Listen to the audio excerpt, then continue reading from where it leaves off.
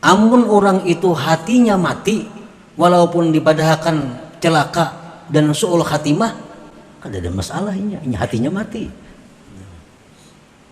Mendengar nang macam ini nah, ikam kalau kayak itu aja, ikam tuh hati mati.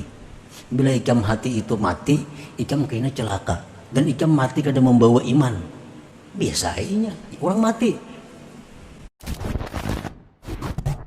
Min alamati mautil qalbi adamul huzni ala ma fataka minal muwafiqat wa tarkun nadami ala ma fa'alta min wujudiz zallat. Artinya setengah dari tanda-tanda matinya hati seseorang. Tiada duka cita, tiada sedih atas sesuatu yang keluputan akan dia daripada perbuatan taat kepada Allah. Dan tiada menyesal atas yang engkau perbuat daripada adanya kesalahan ketergelinciran. Dalam hikmah ini beliau menyebutkan ada 2 dari sekian tanda mati hati seseorang. Yang pertama tadi disebut sidin, tidak sedih, kada menyesal, kada berduka atas keluputan berbuat taat kepada Allah. Baik taat itu berupa yang fardu atau taat itu berupa yang sunat. Misalnya kita guring, nah lalu bangun guring jam 6 subuh, otomatis subuh tadi taliung. Pertama keluar pada waktunya, nang kedua sembahyang berjamaahnya kada umpat. Di situ inya kadada merasa rugi, biasa-biasa. Nah ini salah satu alamat orang ini mati hatinya, salah satu tandanya. Kalau orang itu hatinya hidup, inya menyesal, inya merasa rugi karena kada sempat sembahyang subuh berjamaah, kada sempat sembahyang pada waktunya, menyesal luar biasa.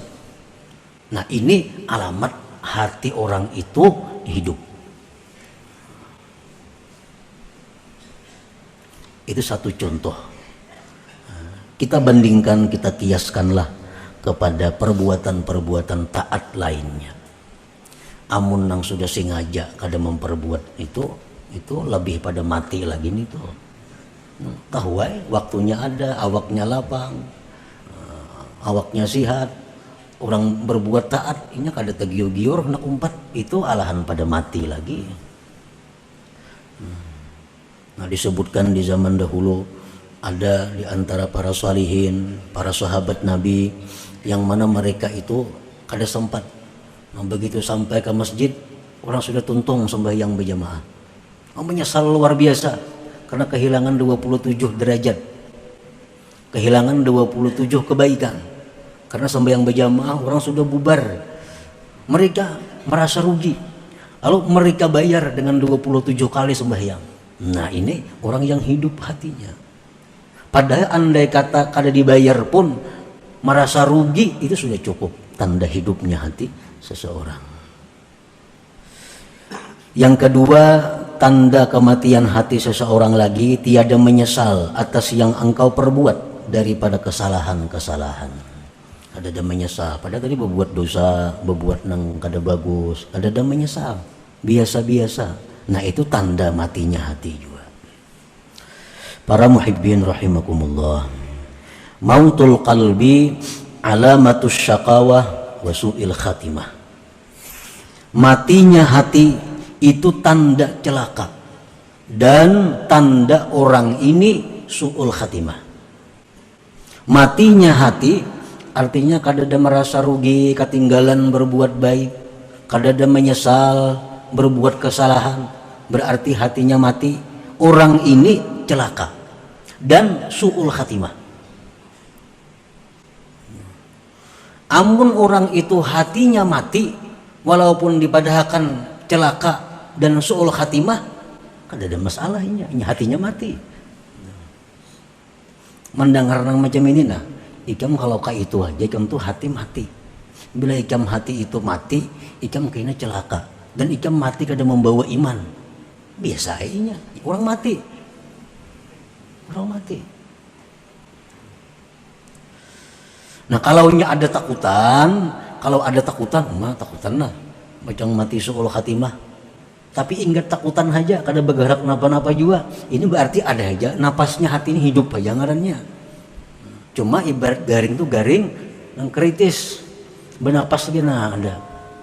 Kalau orang yang hatinya hidup mendengar nang macam ini bahwa mati hati itu membawa kepada celaka, mati hati itu membawa kepada mati suul khatimah, oh ini hati-hati daripada menjaga hatinya jangan sampai mati. Nah itu orang yang hidup hatinya. Para muhibbin rahimakumullah. Wasababu mautihi salasatu asya. Sebab kenapa hati itu mati 3 perkara.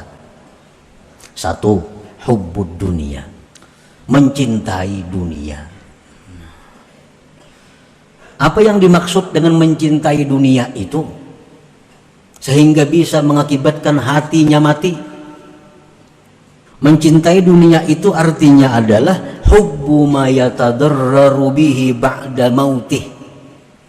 Dia mencintai sesuatu yang membahayakan dia sesudah dia mati. Ini artinya hubbud dunia. Mencintai sesuatu yang mencelakakan dia di akhirat. Ini hubbud dunia. Contohnya mencintai kemaksiatan. Mencintai kemaksiatan itu hubbud dunia. Kenapa? Karena kemaksiat itu mencelakakan dia di akhirat. Maksiat itu membuat dia binasa sengsara di akhirat. Itu yang dia cintai di dalam dunia. Nah, mencintai sesuatu yang memudaratkan dia di akhirat. Nah, ini sangat luas pemahamannya. Sangat banyak contoh-contohnya. Kita ambil contoh misalnya nang parak lawan kita, pakaian kita, perhiasan kita. Ini perhiasanku ini, pakaianku ini paling harap sakampungan kada nang ini. Dipakainya pakaian itu, perhiasan itu dengan perasaan agak. Orang kada ada nyamainya. Sakampungan kada nang kawan nukaran itu. Dipakainya dengan perasaan agak. Disayanginya benar ini baju ini. Disayanginya benar perhiasan ini. Kenapa? Karena sagan baagak ini nah. Menang lain banyak aja orang sama bisi. Amun ini kadada hanya aku nang bisi. No. Pusut memusuti lawan barang itu tadi nah. Ini hanya mencintai yang membahayakan dia di akhirat. Nah, ini hubbud dunia ngarannya. Mencintai duit itu belum tentu hubbud dunia. Mencintai pangkat kedudukan belum tentu hubbud dunia. Tapi kalau mencintai sesuatu yang memudaratkan sesudah mati, itu jelas hubbud dunia.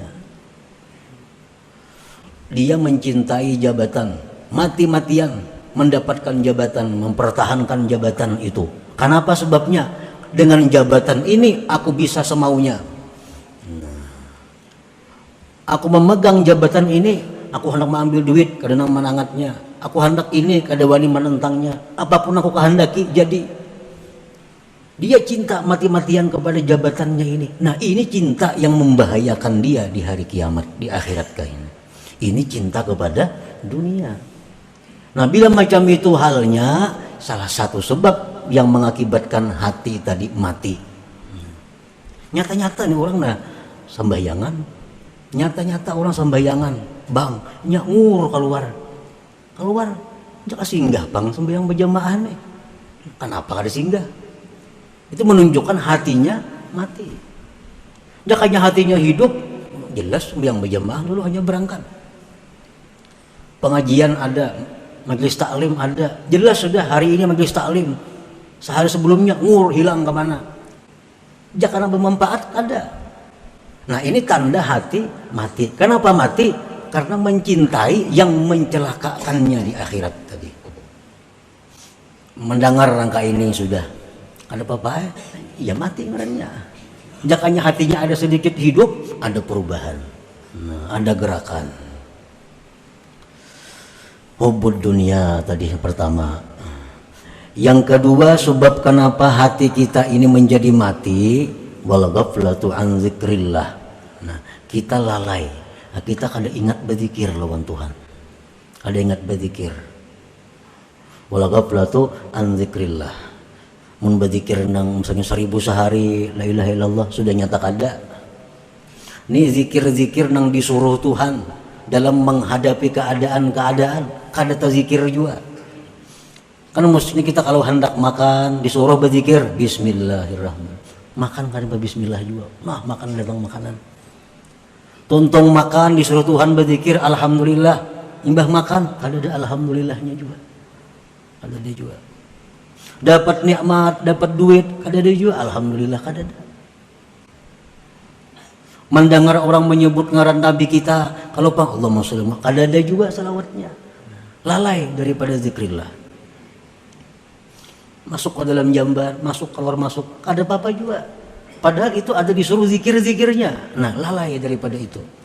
Nah, ini menyebabkan juga hati kita akhirnya mati. Nah, membiasakan makan bismillahirrahmanirrahim, tuntung makan alhamdulillah, melihat numpina ani subhanallah, melihat pina sedih pikiran masya Allah, itu adalah menghidupkan hati, menghidupkan hati. Yang ketiga, yang menyebabkan hati itu mati, irsadul jawarih fi ma'asillah, yaitu melepas anggota pada maksiat. Nah, maksiat napanya bilanya hendak dilepasnya. Ada pemandangan yang haram, hendak memandang diitihinya. Ada pendengaran yang haram, hendak didengarkannya. Nah, dilepasnya anggotanya kepada yang maksiat. Nah, jadi kita mati hati kita itu.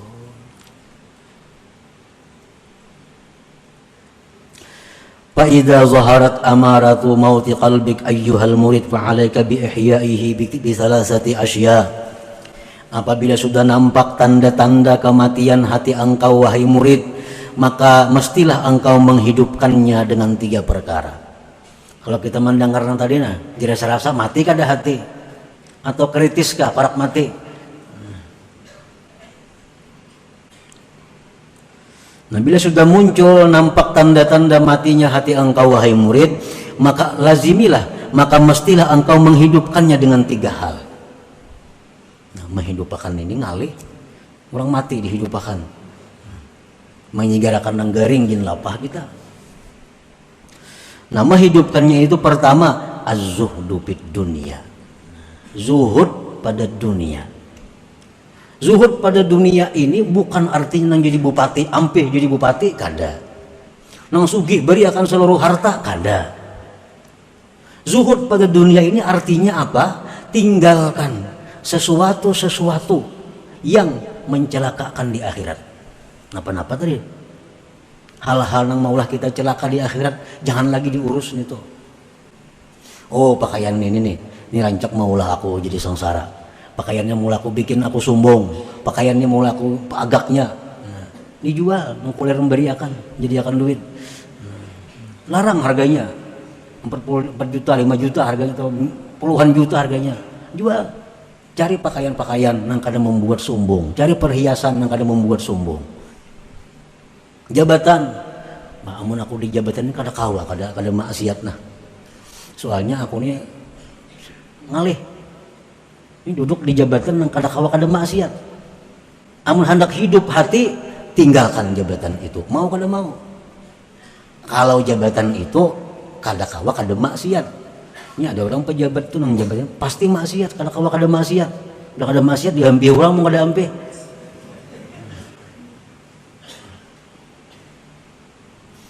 Nah, zuhud di dunia. Hilangkan sesuatu nang membawa bahaya di akhirat. Jadi bukan menghabiskan seluruh harta, zuhud itu kada. Pilih mana-mana yang membuat kita celaka di akhirat, mana-mana yang maulah jadi dosa. Itu dulu. Yang kedua, al-istighal bi dzikrillah taala, bekerja dengan zikrillah. Biasakan. Kalau perlu di meja kena-kena bismillahirrahmanirrahim, meja makan, alhamdulillah. Supaya ingat di muka WC, bacaan masuk, bacaan keluar. Memakai baju ini bacaannya, baca remin, supaya selalu sibuk dengan zikir. untuk menghidupkan hati. Al-istighalu bi dzikrillah wal ijtima' bi majalisil ilm wal zikir, dan berkumpul dengan majelis ilmu dan zikir. 4 turun majelis ilmu, majelis zikir, karena itu membantu menghidupkan hati. Yang ketiga, wa suhbatu ahbabillah ma'al adab bihim. Yang ketiga, menghidupkan hati itu adalah bakawan lawan orang-orang yang dikasihi Allah, bakawan dengan kekasih-kekasih Allah, serta beradab dengan mereka. Nah, 3 hal itu. Bila kita kawan melaksanakan 3 ini, maka hati yang sudah mati tadi akan menjadi hidup kembali. Jauhkan, tinggalkan, hilangkan barang-barang, benda-benda apapun yang menyebabkan kita jadi dosa. 1. Yang kedua, perbanyak zikir, terutama dalam hal keadaan-keadaan yang kita dituntut untuk berzikir. Yang ketiga, bersahabat, berkumpul dengan orang-orang yang dikasihi Allah serta beradab dengan mereka. 3 hal itu. Mengetahui orang itu kekasih Allah atau kada. Kita nak mencari kawan nih, nak membaiki hati, nak menghidupkan hati, membuangi yang tadi sudah dibuangi, yang dosa sudah dibuangi, berzikir sudah aktif bagus, berkumpul dengan majelis ilmu sudah, tinggal lagi hendak bersahabat, hendak dekat dengan kekasih-kekasih Allah. Kayak apa orang yang dimaksud kekasih Allah ini? Nah, secara zahir ada 5 hal alamat. Bila 5 hal ini pada seseorang itu ada, pegang orang itu, dekati orang itu, kawani. 1, alimun abid. Orangnya ini berilmu, beribadah. Berilmu, beribadah. 1 itu. Mun ilmunya tinggi, kada bisa bayangan, jangan dikawani. Ketinggian ilmu. Alimun abid, orangnya berilmu, beribadah. Sembahyang mau. Yang kedua, sakhiyun, pemurah. Orangnya berilmu, beribadat, pemurah. Mengkikir lain juga, lain kekasih Allah. Yang ketiga, pemaaf, tidak pemarah. Pemaaf, tidak pemarah.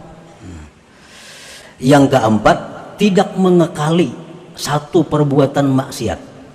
Kadang mengekali satu perbuatan maksiat. Amun maksiatnya berganti-ganti, kada jadi soal. Ini kadang mengekali satu perbuatan maksiat. Amunnya mbahnu maksiat ini ampe maksiat itu pulang digawinya, bentuk maksiat yang sebuting pulang, itu kada jadi soal. Tapi kalau menatap satu maksiat, nah ini lain kekasih Allah. Nah, yang kelima, qalilul kalam, sedikit bicara. Sedikit bicara. Ini 5 tanda zahir, tanda yang zahir bagi kekasih Allah di muka bumi ini. Nah, bila ada macam itu, kawani itu, maka ini akan menghidupkan hati. Di samping tadi banyak berzikir dan membuangi, menghilangkan hal-hal yang membuat jadi dosa. Para muhibbin rahimakumullah, apabila sudah kita berkumpul dengan orang-orang yang dikasihi Allah ini, maka mesti kita menjaga adab dengan mereka. Apa adabnya? Pertama, antanzura ilaihim bi'ainil mahabbati wal ihtiram. 1, memandang mereka itu kekasih Allah dengan pandangan cinta dan menghormati. 1. Yang kedua, antuhsinadh-dhanna bihim, bahwa berbaik sangka dengan mereka. Berbaik sangka dengan mereka. Misal mereka ada berbuat apa-apa, baik sangka. Kenapa sih jin kayak itu? Ada mau berbaik sangka. Barangkali silin ada ilmunya, barangkali silin ada hukumnya yang kita kada tahu. Mudah. Yang ketiga, an la ta'tarida ilaihim, jangan mengeritik mereka. Kenapa nangka itu? Kada kawa, nah itu kada kawa bakawan sudah. Jangan mengeritik mereka. An la ta'tarida ilaihim, jangan mengeritik kepada mereka. Yang keempat, an takhdumahum, bahwa engkau berkhadam kepada mereka. Berkhadam ini artinya apa? Berkhidmat. Berkhidmat itu membantu mereka. Sekurang-kurang membantu apa? Kadang membebani mereka. Itu sudah berkhidmat. Sekurang-kurang berkhidmat itu kadang membebani mereka. Cukup. Ibaratnya kada kau membantu tenaga kada kawa, membantu duit kada kawa, membantu pikiran kada kawa. Jangan memuyaki barang. Jangan mariputakan. Yang kelima, antuhibba man ahabbahum wa man ahabbuh.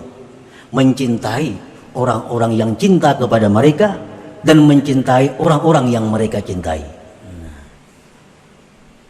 Mencintai orang-orang yang cinta kepada mereka kekasih Allah dan mencintai orang-orang yang mereka cintai. Amun gak kasih sidin dimusuhi, kada kawan itu. Atau orang yang sayang lawan sidin dimusuhi juga, kada kawan juga. Mesti cinta kepada orang yang cinta kepada kekasih Allah dan mencintai orang-orang yang dikasihi mereka. Yang keenam, antad'u lahum, bahwa engkau doakan bagi mereka itu. Doakan agar mereka dipelihara Allah, dilindungi Allah, dipanjangkan umurnya, dimudahkan segala urusannya. Doa kita kepada kekasih-kekasih Allah tadi. Nah, bila 6 perkara itu kita berteman, kita bersahabat dengan kekasih Allah, maka segala apa yang Allah berikan kepada mereka, kita dapat bagian yang sama. Walaupun kita guring. Malam kita guring. Nah, sidin beribadah. Sidin beribadah. Apa yang sidin dapat? Kita dapat. Asal bujur-bujur bergabung dengan mereka-mereka itu dan menjaga adab dengan mereka. Ini ia nang almar'u ma'aman ahab, seseorang itu nanti di akhirat beserta orang yang dia cintai. Nah, itu maksudnya. Walaupun dalam dunia amalnya kada sama, tapi karena inya cinta bisa tergabung kayaknya di sana. Nah. Jadi untuk menghidupkan hati, pertama tadi membuangi perkara-perkara yang membuat dosa. Yang kedua, menyibukkan diri dengan zikir. Yang ketiga, bersahabat, berkumpul dengan kekasih-kekasih Allah serta menjaga adab dengan mereka. Nah, bila mana 3 hal itu ada pada diri kita, maka hati kita yang mati akan kembali dihidupkan oleh Allah Subhanahu wa taala.